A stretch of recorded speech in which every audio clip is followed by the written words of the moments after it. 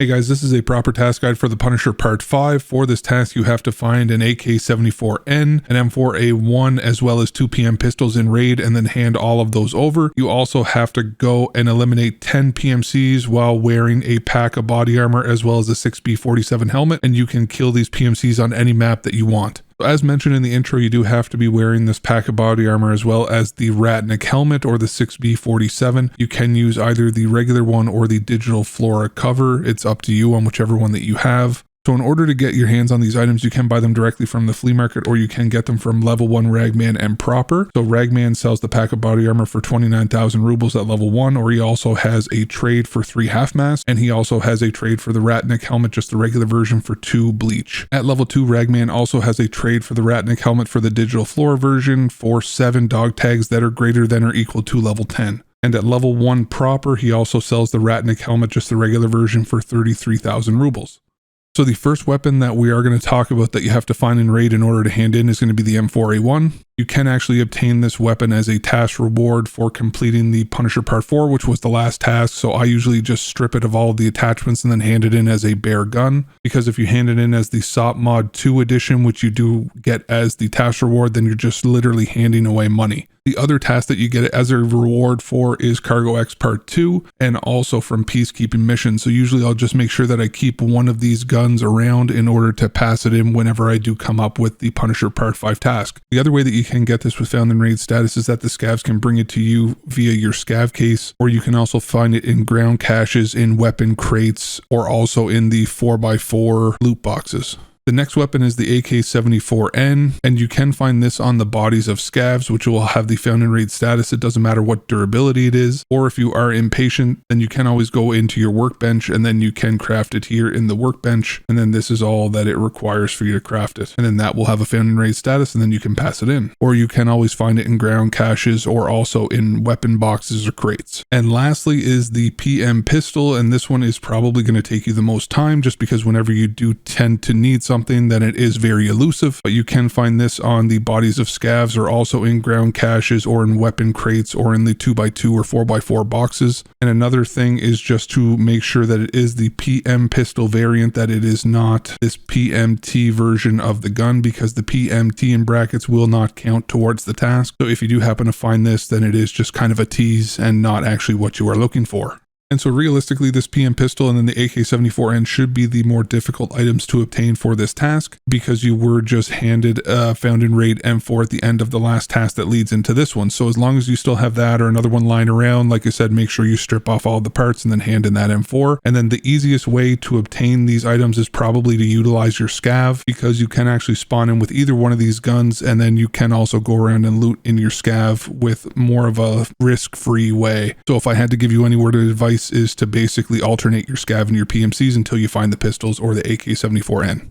So now how I recommend going about getting the 10 PMC kills while wearing the P.A.C.A. and then the Ratnik helmet. I usually tend to run factory for as many raids as it takes me to get this task done, usually between 5 and 10, depending upon how well that I'm playing and if luck is on my side in a couple different gunfights, as well as how kitted out the guys are that I'm running into on factory on that day. Now, just because I am telling you guys that factory is what I do, it doesn't mean that that's what you have to do. You guys can run any map that you are comfortable on. If you would rather go to Shoreline, to the resort, or if you'd rather go to customs because that's where you're comfortable, then by all means run that map. I wouldn't necessarily recommend using a shotgun on every single one of those maps, but if you were to go to a longer range map, then potentially I would say the RFB would be a good option, even an AK-105 or even an M4, you know, something along those lines. They're all reliable and good weapons. Just basically whatever you're comfortable with that you can get the kills.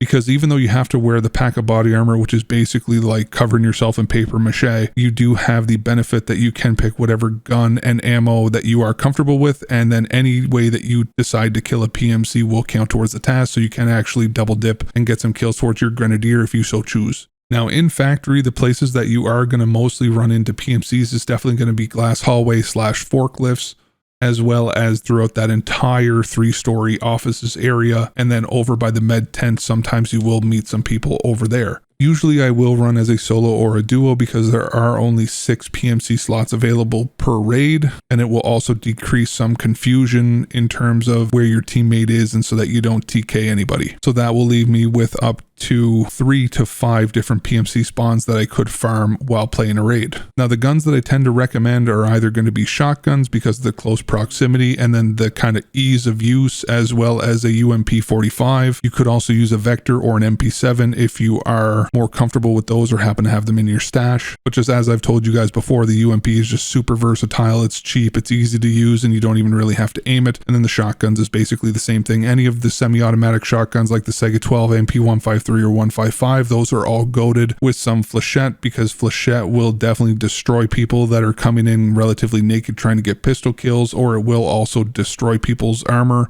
So if you are in a budget, another thing that you can do is to buy a Keter from Proper Level 1 for 21,000 rubles, or you can buy the already suppressed version from Proper Level 1 also for 36,000 rubles. And then if you do have Proper Level 2, then you can grab yourself some SP7 ammo as long as you have completed the Glory to CPSU task. And this ammo only costs 165 rubles per round, and it is super good for leg meta or for flesh damage in general. Or if you haven't completed that task, then you could also get SP8, which is a little bit worse than the SP7 for the flesh damage, but it still does work not too bad, and it is only 69 rubles per round. So if you're using either one of these rounds and get into a fight with somebody who's juiced straight up, then you can bypass their armor by aiming for their legs and kill them that way. Or if you run into Timmies who are naked going around trying to get their pistol kills in factory, then you can just shoot them in the chest and then end up killing them extremely fast. So in the background, you guys are just seeing some of the PvP that I did get into while doing this task. And so hopefully it will give you guys an idea as to where you could expect to find some players and then to get into engagements and then what to do in certain situations. And if you guys have any questions at all, feel free to drop them down in the comments section, as well as any feedback or anything that you feel that I could improve with on these guides, because I definitely want to make you guys the best guides possible going forward.